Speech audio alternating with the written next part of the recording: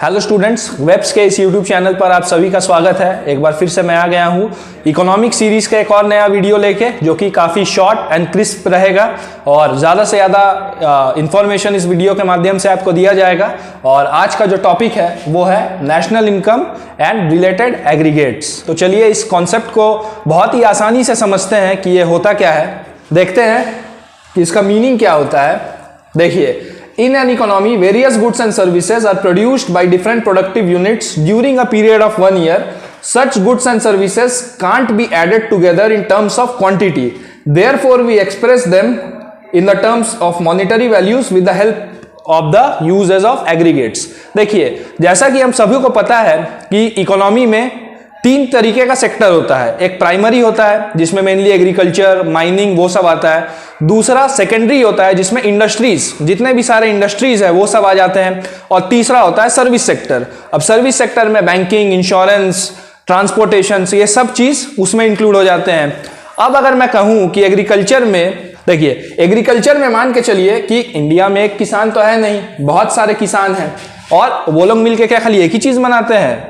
ये तो जरूरी नहीं है, वो लोग बहुत सारी चीजें बनाते हैं। जैसे एक किसान है, अगर वो मान के चलिए प्राइमरी सेक्टर में वीट उगा रहा है, मान के चलिए 100 क्विंटल, ठीक है। और मान के चलिए कोई किसान जो है राइस उगा रहा है, वो भी 200 क्विंटल। तो ऐसा करके आप देखेंगे कि बहुत सारे फार्मर्स है जो वैरायटी चीजों का उत्पादन करते हैं। और साथ ही साथ if you talk about the industrial sector में देखिए हमारे यहाँ जो फेमस है टाटा स्टील, ये आयरन रॉड्स का प्रोडक्शन करते हैं और प्रोडक्शन तो काफी मतलब मान के चलिए बहुत ज्यादा होता है, मान के चलिए 500 क्विंटल। इसी तरीके से बहुत सारे इंडस्ट्रीज भी है, जैसे सीमेंट इंडस्ट्री हो गया, कार इंडस्ट्री हो गया, ऑटोमोबाइल इंडस्ट्री हो गया। और साथ ही साथ जैसे हम लोग सभी जानते हैं कंप्यूटर, लैपटॉप्स, आजकल तो जो आईटी सेक्टर है सबका फेवरेट चल रहा है। तो इन सब को अगर हम क्वांटिटी के बेसिस पे लेंगे ना, और सर्विस सेक्टर में जैसे इंश्योरेंस हो गया, ट्रांसपोर्टेशन हो गया, इस सब को अगर हम क्वांटिटी में लेने लगे तो हर एक सेक्टर का जो बाइफर्केशन करना होगा वो बहुत मुश्किल हो जाएगा। इसीलिए हम लोग क्या करते हैं, इन सभी का रुपीज में कितना वैल्यू आता है, इन सब का रुपीज में कितना वैल्यू आता है, इन सब को हम लोग साथ में लेते हैं। और ये नेशनल इनकम निकालने के लिए हम लोग मॉनिटरी टर्म्स का ही यूज करते हैं। और वो मॉनिटरी टर्म्स यूज करने के लिए हम लोग किस इकोनॉमिक्स के कॉन्सेप्ट का सहारा लेते हैं? एग्रीगेट्स का सहारा लेते हैं। अभी हम लोग आगे चल के देखेंगे कि बहुत टाइप्स के एग्रीगेट्स होते हैं जो हम लोग को काफी, जैसे मान के चलिए डोमेस्टिक कॉन्सेप्ट समझना है, स्टेट का कॉन्सेप्ट समझना है, या पूरे इंडिया का कॉन्सेप्ट समझना है, या मान के चलिए इंडिया का कोई फर्म है, इंडिया के कोई जो नॉर्मल रेसिडेंट्स है वो बाहर जाके काम कर रहे हैं, उनसे अगर इंडिया को कुछ फायदा हो रहा है तो हर एक चीज के लिए अलग अलग एग्रीगेट्स का यूज किया जाता है। आगे चल के हम लोग उसको देखते हैं बारीकी से जी। अब जो एग्रीगेट्स वगैरह होते हैं, जो भी एग्रीगेट का हम लोग आगे चल के बात करेंगे, वो बेसिक कुछ ना कुछ चीजों से तो बना होगा। तो जितने भी एग्रीगेट्स होते हैं, टोटल 8 तरीके के एग्रीगेट्स होते हैं। तो ये जो आप 4 बॉक्सेस देख रहे हैं, इन्हीं 4 बॉक्सेस के अलग अलग कॉम्बिनेशन से, जैसे इसमें ग्रॉस और नेट है, नेशनल और डोमेस्टिक है, प्रोडक्ट हमेशा सिंगल रहता है और एक मार्केट प्राइस और फैक्टर कॉस्ट होता है। तो इन्हीं से मिलजुल के इंटरचेंज करते हैं ये अपना पोजीशन, और इसी से हम लोग का जो एग्रीगेट्स है उसका वैल्यू निकलता है। आइए देखते हैं कैसे निकलता है। सबसे पहले एक चीज ध्यान रखिए कि जो पहले पे लिखा है ना, इसका वैल्यू बिग है। बिग मतलब ये हमेशा इससे बड़ा होगा, नेट से बड़ा होगा। अगर इनको सीधे से टर्म में अगर समझा जाए तो ग्रॉस हमेशा जो होता है नेट से बड़ा होता है। और कैसे बड़ा होता है, दोनों के बीच का डिफरेंस क्या होता है, वो होता है डेप्रिसिएशन, ठीक है।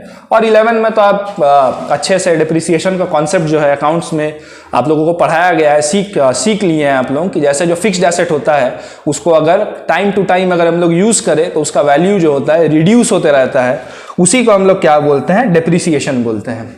उसके बाद जो कॉन्सेप्ट आता है नेशनल और डोमेस्टिक का, तो इसमें जो नेशनल है वो ग्रेटर होता है डोमेस्टिक से।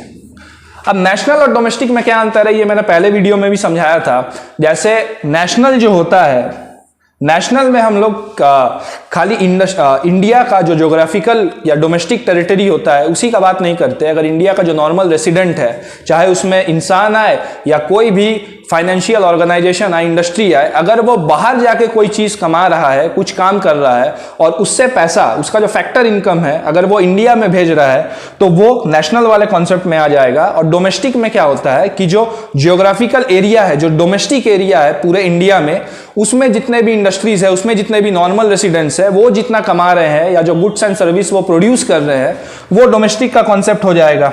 अब डोमेस्टिक में सीधा सा बात है कि ये खाली इंडिया के बारे में ही बात कर रहा है, और नेशनल में क्या हो रहा है, ये इंडिया प्लस फॉरेन सेक्टर, मतलब फॉरेन में जो आदमी काम कर रहा है, नॉर्मल रेसिडेंट्स इंडिया के, उनका भी बात कर रहा है। तो जाहिर सा बात है कि नेशनल हमेशा डोमेस्टिक से बड़ा होगा। तो इन दोनों के बीच जो डिफरेंस आता है उसको हम लोग क्या बोलते हैं, NFIA, net factor income from abroad. और यहां पर हमेशा याद रखिएगा, जब भी हम नेशनल इनकम कैलकुलेट करेंगे ना, तो हम लोग खाली फैक्टर इनकम का ही बात करेंगे। फैक्टर इनकम का क्यों बात करेंगे, क्योंकि फैक्टर इनकम ही वो इनकम होता है जो फैक्टर्स ऑफ प्रोडक्शन को एज अ रिवॉर्ड दिया जाता है। यहां ट्रांसफर इनकम का बात नहीं होता, जो कि बिना काम किए हुए मिल जाता है। प्रोडक्ट तो हमेशा कोई ना कोई हमेशा अकेला रह जाता है, तो प्रोडक्ट अपना अकेले खड़ा है, सिंगल खड़ा है मस्ती से, तो प्रोडक्ट को ना चेंज करने का जरूरत है ना कुछ करने का जरूरत है, प्रोडक्ट मेरा प्रोडक्ट ही है।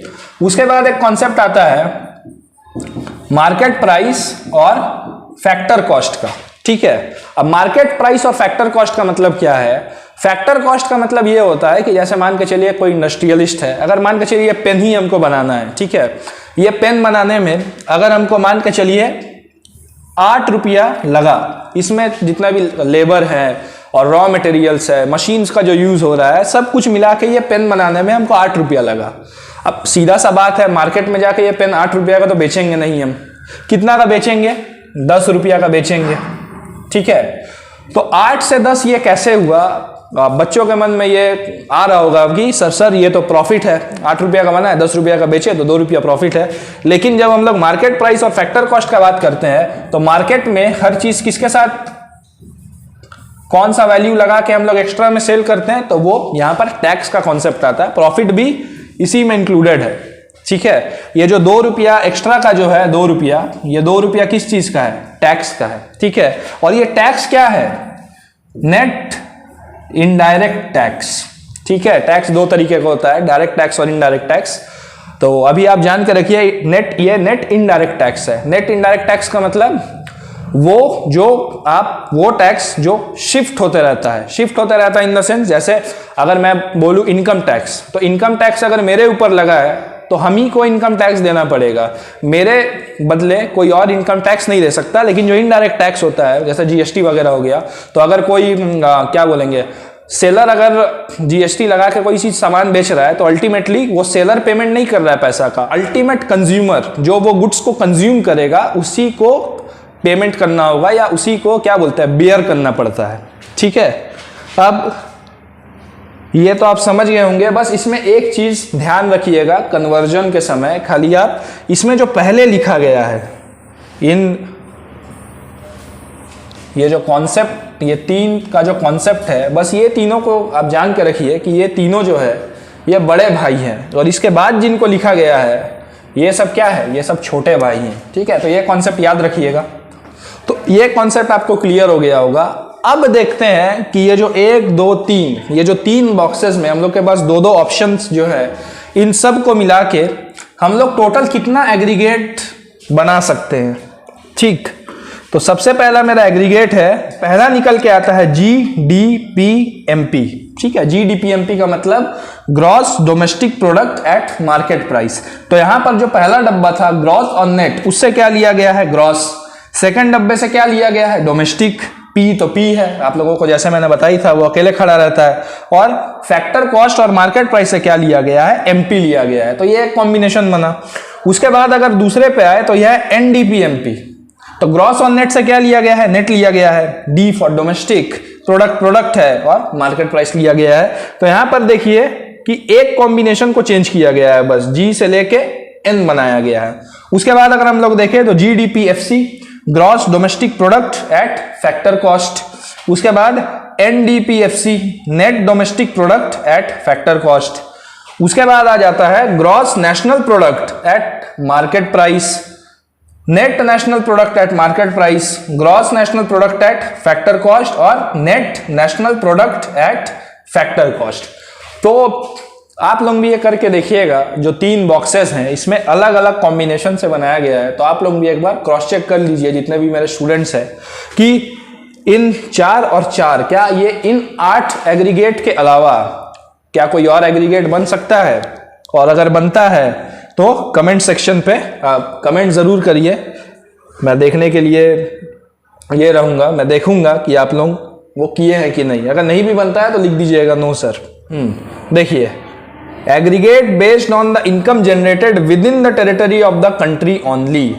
ये जो चारों एग्रीगेट हैं, ये जो चारों एग्रीगेट है, ठीक है, ये चारों एग्रीगेट डोमेस्टिक कॉन्सेप्ट है। इसका मतलब क्या है कि ये चारों एग्रीगेट जो डेटा हम लोग को प्रेजेंट करेंगे वो हम लोग को ये बताएगा कि इंडिया का जो ज्योग्राफिकल या डोमेस्टिक जो बाउंड्रीज है उसमें गुड्स एंड सर्विसेज का कितना प्रोडक्शन हुआ in the terms of money.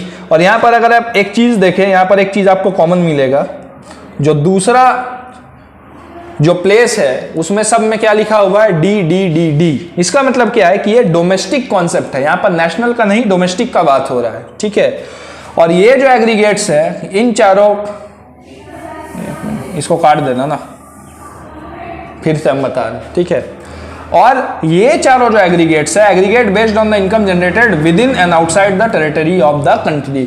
इसका मतलब क्या है कि जो नॉर्मल रेसिडेंट्स है, जो नॉर्मल रेसिडेंट्स है, मैं फिर से बता दूं कि नॉर्मल रेसिडेंट्स मतलब इंडिविजुअल आदमी नहीं, ठीक है। इंडिविजुअल आदमी तो है ही, साथ में इंस्टीट्यूशंस, फाइनेंशियल ऑर्गेनाइजेशन सब उसी में आ जाते हैं। और इसमें ये जो है ये नेशनल कॉन्सेप्ट है, मतलब ये जो है ये डोमेस्टिक तो है ही है, साथ में जो फॉरेन से मतलब आउटसाइड द ज्योग्राफिकल या जो डोमेस्टिकल बाउंड्रीज है इंडिया के, उसके बाहर से भी कोई फॉरेन कंट्रीज से भी अगर हम लोग को नॉर्मल रेसिडेंट्स के थ्रू कुछ फैक्टर इनकम आ रहा है तो वो सब भी ये चारों में इंक्लूड होंगे। क्यों? क्योंकि ये एन ये सब क्या है, ये नेशनल कॉन्सेप्ट है।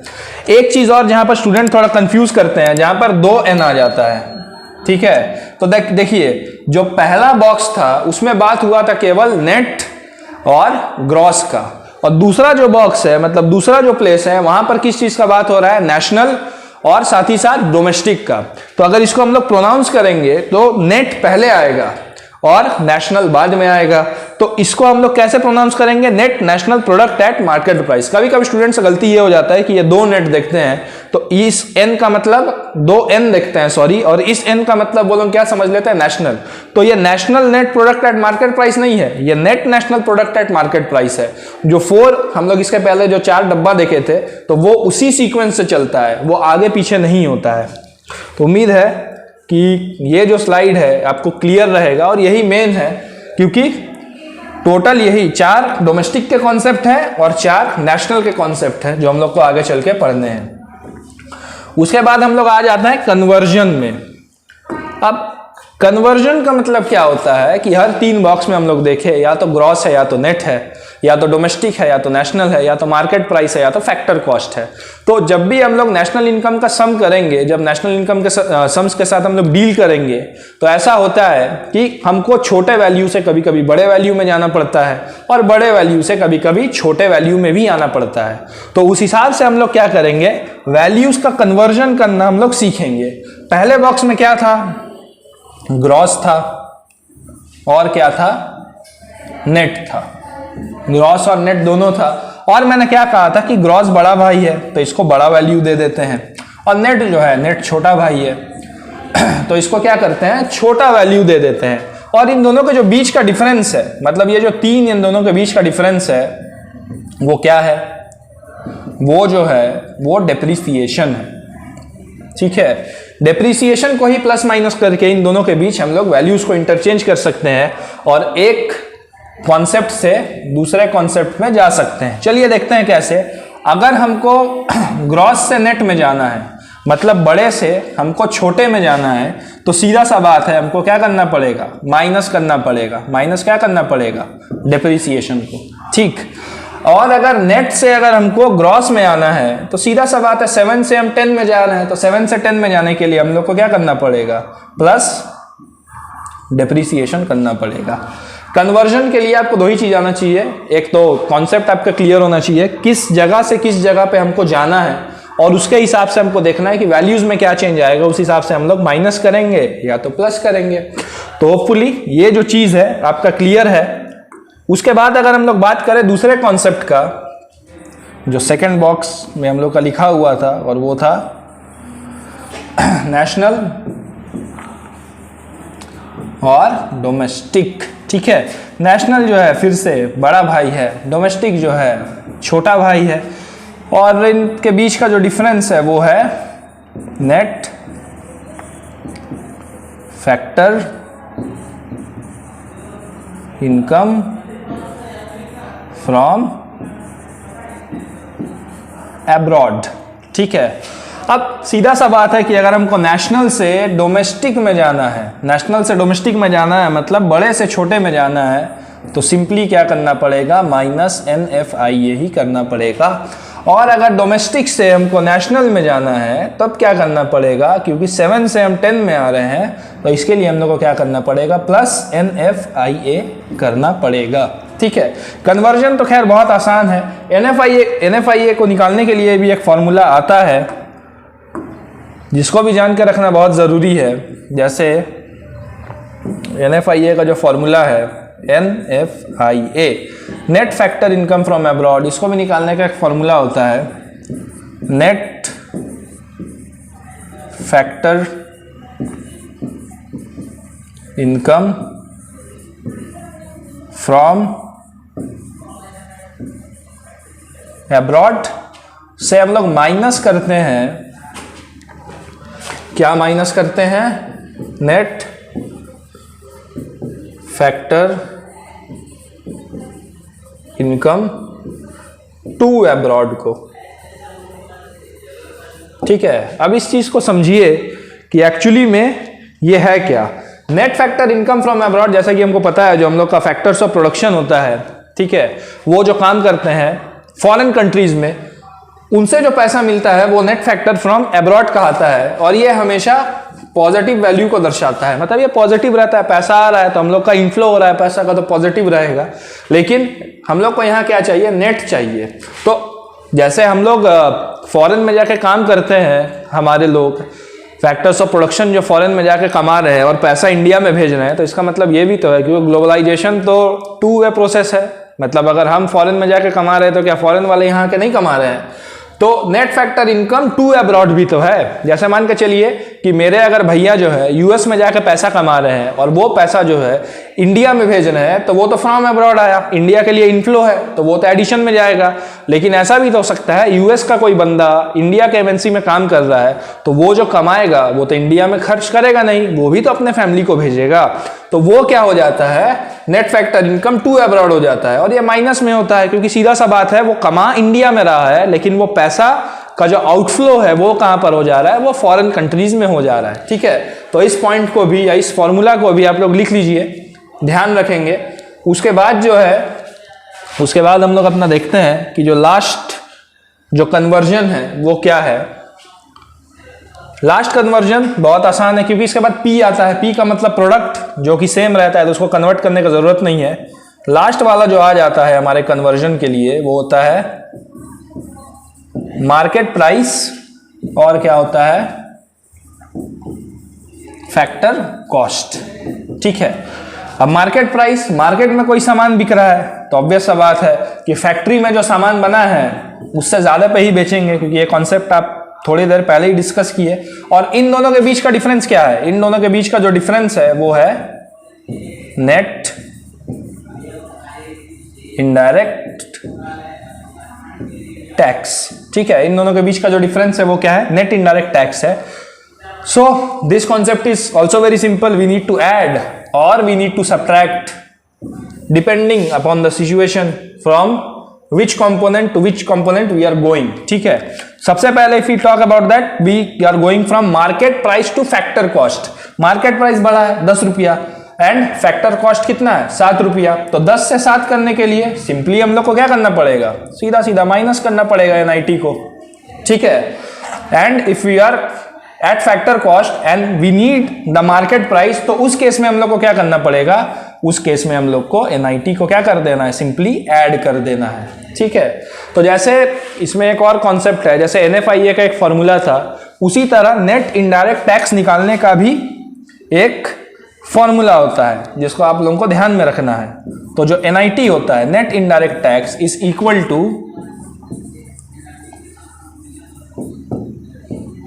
इनडायरेक्ट टैक्स माइनस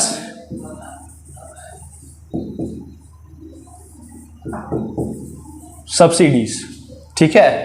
अब इनडायरेक्ट टैक्स का तो मतलब आपको पता ही है, ये गवर्नमेंट कलेक्ट करता है। जितना भी टैक्स हो, डायरेक्ट हो इनडायरेक्ट हो, वो कौन कलेक्ट करता है, गवर्नमेंट कलेक्ट करता है, ठीक है। तो जितने भी तरीके के इनडायरेक्ट टैक्स है वो गवर्नमेंट कलेक्ट कर रहा है, मतलब वही बात है, गवर्नमेंट के पास जो टैक्स का पैसा का इनफ्लो है वो आ रहा है। तो सिंपली ये किस ऑपरेशंस में रहेगा, मैथमेटिक्स का प्लस ऑपरेशंस में रहेगा, क्योंकि यहां पर गवर्नमेंट के पास पैसा आ रहा है। लेकिन गवर्नमेंट क्या करती है, अगर मान के चलिए बहुत सारे केसेस होते हैं, जैसे नेचुरल कैलेमिटी आ गया, ठीक है, या फिर जो जैसे मान के चलिए किसान खेती कर रहा है बढ़िया से, उस समय में फ्लड या ड्रॉट आ गया, तो उन लोगों को क्या करना पड़ता है, सब्सिडीज देती है गवर्नमेंट।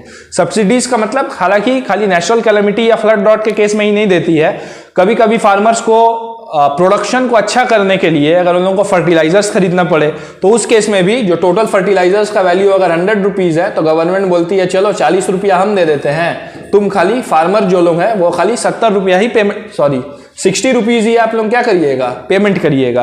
तो इस केस में ये जो 40 रुपया जो कम हुआ, ठीक है, वो सरकार दे रही है। अब सरकार अपने घर से तो ला के नहीं देगी, तो ये जो इनडायरेक्ट टैक्स कलेक्ट कर रही है गवर्नमेंट, इसी का जो कुछ हिस्सा है, कुछ पैसा है, तो सरकार जो है सब्सिडीज के तौर पर लोगों को देती है जिनको जरूरत होता है सब्सिडीज का उस पॉइंट ऑफ टाइम में। तो ये एक्चुअली क्या हो रहा है, इनडायरेक्ट टैक्स एक तरीके से पैसा आ रहा है गवर्नमेंट के पास, लेकिन जो सब्सिडीज देने का जो मोटिव होता है, ठीक, सोसाइटी को हेल्प करने के लिए, वहां पर भी सब्सिडीज के रूप पे सरकार के पास से पैसा जा रहा है, तो ये माइनस में आएगा। तो जब भी अगर एनआईटी जो नेट इनडायरेक्ट टैक्स है अगर क्वेश्चन में डायरेक्ट दिया है, तो उसको वही वैल्यू लेके लिख देंगे प्लस माइनस करने के हिसाब से। लेकिन अगर एनआईटी नहीं दिया है और अंदर में जो इनडायरेक्ट टैक्स है और सब्सिडीज दो वैल्यू दिया है अलग अलग से, तो हम लोग क्या करेंगे, इन दोनों को कंसीडर करेंगे। दोनों को माइनस करने के बाद, जैसे मान के चलिए कि अगर एनआईटी जो है 10 रुपया दिया है, तो वो ठीक है, हम लोग 10 रुपया ही ले लेंगे। लेकिन अगर एनआईटी ये 10 रुपया नहीं दिया, ये पूरा एनआईटी का पार्ट नहीं दिया है, क्या दे दिया है, 15 रुपया मेरा इनडायरेक्ट टैक्स है और 5 रुपया मेरा क्या है, सब्सिडीज है। तो इस केस में क्या करना पड़ेगा, हम लोग को वर्किंग यहां दिखाना पड़ेगा कि जो एनआईटी है वो क्या हो जाएगा, 15 - 5। तो ये 10 रुपया फिर हम लेंगे, फिर उससे क्वेश्चंस को हम लोग फर्दर प्रोसीड करेंगे, बनाएंगे। तो होपफुली ये कॉन्सेप्ट भी आप लोगों का क्लियर हो गया। हालांकि कुछ है नहीं, नॉर्मल सा बेसिक्स कॉन्सेप्ट है जिसको आप लोगों को समझना पड़ेगा आगे नेशनल इनकम के सम को बनाने के लिए। चलिए ये भी हो गया। चलिए हम लोग आगे के स्लाइड पर देखते हैं और क्या इंफॉर्मेशंस है, ठीक है। अब इस जो हम लोग पूरा पढ़े हैं, इस केस में आप लोगों को जो दो जो एग्रीगेट्स है, एनडीपीएफसी और एनएनपीएफसी, इनका डिफरेंसेस जान लेना बहुत ज़रूरी है, क्योंकि ये दोनों इंपॉर्टेंट एग्रीगेट्स है। जो हम लोग नेशनल इनकम का सम बनाएंगे तो यही दोनों मैक्सिमम ऑफ द टाइम जब हम लोग क्वेश्चन सॉल्व करेंगे, ये दोनों ही हमको निकालने देगा। एक को बोलता है डोमेस्टिक इनकम, और जो डोमेस्टिक इनकम होता है उसका जो रिप्रेजेंटेशन है एज एन एग्रीगेट, वो क्या है, एनडीपीएफसी। और जो नेशनल इनकम है उसका रिप्रेजेंटेशन क्या होता है एग्रीगेट में, एनएनपीएफसी। अगर हम लोग ध्यान से इन दोनों एग्रीगेट को देखें तो एक है मेरा एनडीपीएफसी और एक है मेरा एनएनपीएफसी। दोनों में डिफरेंस क्या है, काफी आसान है। ये डोमेस्टिक कॉन्सेप्ट है, तो यहाँ पर डी है जो कि डोमेस्टिक को दर्शाता है, और साथ ही साथ यहाँ पर क्या है, यहाँ पर एन है जो कि नेशनल को रिप्रेजेंट करता है। तो ये डोमेस्टिक हो गया, ये नेशनल हो गया, ठीक है। बाकी एन नेट सेम है, प्रोडक्ट सेम है, और फैक्टर कॉस्ट जो है सेम है। आइए इन दोनों का डिफरेंस देखते हैं। अब डोमेस्टिक का मतलब क्या होता है, तब से हम लोग बात कर रहे हैं। डोमेस्टिक का मतलब डोमेस्टिक का मतलब यही होता है, it is a territorial concept at it includes the value of final goods and services produced within the domestic territory of a country। इसका मतलब क्या है कि ये उन्हीं गुड्स एंड सर्विसेज को इंक्लूड करता है जो कि इंडिया के डोमेस्टिक टेरिटरी में प्रोड्यूस किया गया है, मतलब गुड्स एंड सर्विस का फाइनल वैल्यू को। और यहाँ जो है ये नेशनल इनकम है, तो नेशनल इनकम में जो final goods and service produced in the entire world, मतलब इंडिया में जो हो रहा है वो तो हो ही रहा है, और फॉरेन सेक्टर से भी, मतलब foreign sector in the sense India का बंदा फॉरेन में जाके काम करे, उससे भी अगर कुछ गुड्स एंड सर्विसेज वो जनरेट कर रहा है, उसका मॉनिटरी टर्म्स को ये नेशनल इनकम एनएनपीएफसी में इंक्लूड किया जाता है। दूसरा कॉन्सेप्ट क्या है, प्रोड्यूसर्स। प्रोड्यूसर्स का मतलब यहाँ जो गुड्स एंड सर्विस का हम लोग बात कर रहे हैं, यहाँ जो गुड्स एंड सर्विस का हम लोग बात कर रहे हैं, तो गुड्स एंड सर्विस प्रोड्यूस करने के लिए कोई प्रोड्यूसर तो चाहिए, हवा में तो ये होगा नहीं, ठीक है। तो प्रोड्यूसर्स कौन कौन है, it includes all the producers with in the domestic territory, ठीक है। All the producers with in the domestic territory का मतलब इंडिया के अंदर, चाहे आप कोई भी स्टेट में हो, अगर इंडिया के अंदर ही अगर आप कुछ गुड्स एंड सर्विस का प्रोडक्शन कर रहे हैं तो आप किसके अंडर में आ जाएंगे, डोमेस्टिक इनकम के अंडर में आ जाएंगे। But it includes all the producers who are normal residents, और मतलब नेशनल इनकम में क्या होगा, all the producers who are normal residents, मतलब इसमें इंडिया, अगर आप नॉर्मल रेसिडेंट है इंडिया के भी प्लस आउटसाइड इंडिया के भी, ठीक है। लेकिन नॉर्मल रेसिडेंट आप इंडिया के ही होंगे, ऐसे नहीं कि आउटसाइड का मतलब आप कनाडा का नागरिक हो या फिर यूएसए का नागरिक हो, तब तो वो उनके इकोनॉमी में आ जाएगा। तो इंडियन जो है, इंडिया में जो नॉर्मल रेसिडेंट है वो लोग तो है इंडिया के जो नॉर्मल रेसिडेंट, और आउटसाइड इंडिया में भी जो इंडिया के नॉर्मल रेसिडेंट्स है वो लोग भी नेशनल इनकम वाले कॉन्सेप्ट में आ जाएंगे। उसके बाद सिंपल सा है NFIA, net factor income from abroad, इसमें तो इंक्लूड किया ही नहीं जाएगा, क्योंकि एनएफआईए का मतलब क्या है, इंडिया के टेरिटरी से बाहर, मतलब फॉरेन कंट्रीज से हम लोग को पैसा आ रहा है, तो इसमें तो ये इंक्लूड नहीं किया जाता है। लेकिन जो नेशनल इनकम है इसमें ये इंक्लूडेड रहेगा ही। और ये सिंपल सा बात है, जब हम लोग कन्वर्जन देखे थे, जब हम लोग कन्वर्जन देखे इसका एनएफआईए का, मतलब एनएफआईए का नहीं सॉरी, डोमेस्टिक से नेशनल या नेशनल से डोमेस्टिक आने का, तब हम लोग क्या देख रहे थे कि जैसे हम लोग नेशनल में आ रहे थे तब हम लोग एनएफआईए को इंक्लूड कर ले रहे थे, मतलब ऐड कर ले रहे थे, और जैसे ही हम लोग नेशनल से डोमेस्टिक में जा रहे थे तब एनएफआईए को क्या कर दे रहे थे, माइनस कर दे रहे थे। इसका मतलब क्या है कि डोमेस्टिक में एनएफआईए इंक्लूड नहीं होता है, नेशनल में एनएफआईए इंक्लूड होता है, सीधा सा बात है। अब ये इंपॉर्टेंट इसका एक डिफरेंशिएशन था जो आपको जान के रखना जरूरी है। उसके बाद हम लोग जाते हैं अगले स्लाइड पे। तो अगले स्लाइड में यहाँ पर ये जो वीडियो था बेसिकली मैंने कॉन्सेप्ट के लिए रखा था, जहाँ पर आप जो डिफरेंट एग्रीगेट्स है, डोमेस्टिक कौन सा है, नेशनल कौन सा है, उस बारे में आप जानें और अपना जो बेसिक्स है कॉन्सेप्ट का वो क्लियर कर लें। क्योंकि कॉन्सेप्ट का एक अलग वीडियो, अगर आप लोग अच्छे से समझ जाएंगे कॉन्सेप्ट को तो सम जो है ना ऐसे ही बन जाएगा। तो अगले वीडियो में हम लोग 10 जो सम्स है, जो 10 इंपॉर्टेंट सम्स है, क्योंकि 10 सम्स में ही जो वैरायटी ऑफ द क्वेश्चंस है उसको मैं इंक्लूड करने का पूरी तरीके से कोशिश करूंगा।